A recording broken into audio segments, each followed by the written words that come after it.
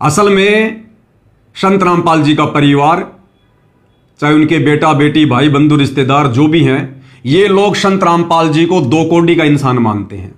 अपने जैसा मां के गर्भ से जन्म लेकर आया हुआ दो कोड़ी का जीव मानते हैं। जैसा कि आदरणीय गरीबदास जी ने अपने सदग्रंथ साहिब में अनेक वाणियों के माध्यम से हम वर्तमान कलयुग की बिचली पीढ़ी वाले भक्तों को सूचित कर दिया था कि नालायको, मेरा सतगुरु यानी गरीबदास जी का सतगुरु, और गरीबदास जी के सतगुरु कौन थे? कबीर जी, जो जिंदा बाबा के रूप में आकर उनको मिले थे।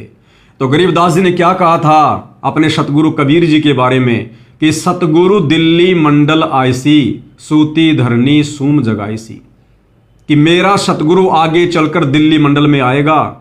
तो वर्तमान में 8 सितंबर 1951 को गांव धनाना, जिला सोनीपत, हरियाणा में दिल्ली मंडल में कौन सतगुरु आया है? गरीबदास जी का सतगुरु।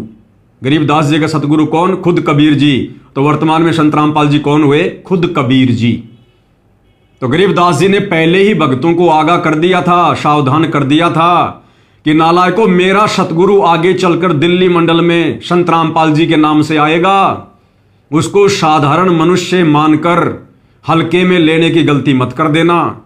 और पहले ही गरीबदास जी ने बता दिया था कि गुरु मानुष कर जानते, वो नर कहिए अंध, और मैं दुखी संसार में आगे काल के फंद। अर्थात संत रामपाल जी को अपने जैसा मानुष मानकर, मां के गर्भ से जन्म लेकर आया हुआ एक व्यक्ति मानकर, एक साधारण संत मानकर, जो उनके साथ में रहेगा, उनका भगत बनकर भक्ति करेगा और उनको मानुष भी मानेगा। तो गरीबदास जी कहते हैं वो तो काल के लोक में जाएगा। गुरु को मानुष जो गिणे, कर चरणा अमृत को पान, ते नर नरक में जाएंगे और जन्म जन्म बने समान। यानी संत रामपाल जी का भगत होने के बावजूद भी जो उनके मार्ग को हल्के में लेगा, उनको मानुष मानेगा, तो गरीबदास जी कहते हैं वो नरक में जाएगा और युग युग तक वो कुत्ते की योनि प्राप्त करेगा।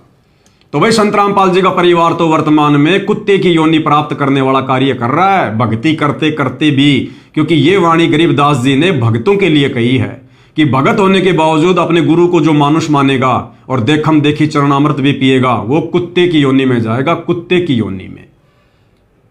तो असल कारण क्या था भाई और बहनों? संत रामपाल जी के परिवार ने संत रामपाल जी को अपने जैसा व्यक्ति मानकर, साधारण संत मानकर, क्योंकि हरियाणा में कहावत है कि घर का जोगी जोगना, बाहर का जोगी सिद्ध, और दीपक तले हमेशा अंधेरा रहता है। दूर दराज के भक्तों ने संत रामपाल जी के ज्ञान को आधार मानकर उनको भगवान मान लिया, परमात्मा मान लिया, लेकिन घर वाले उन्हें कभी भी परमात्मा के रूप में स्वीकार नहीं कर सकते।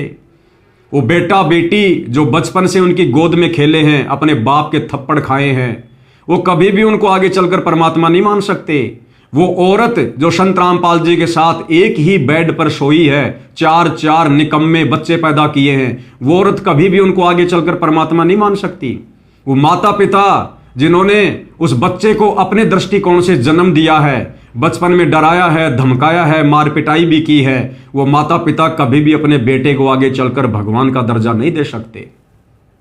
और वो रिश्तेदार कभी भी संत रामपाल जी को भगवान की दृष्टि से नहीं देख सकते। तो इस दृष्टिकोण से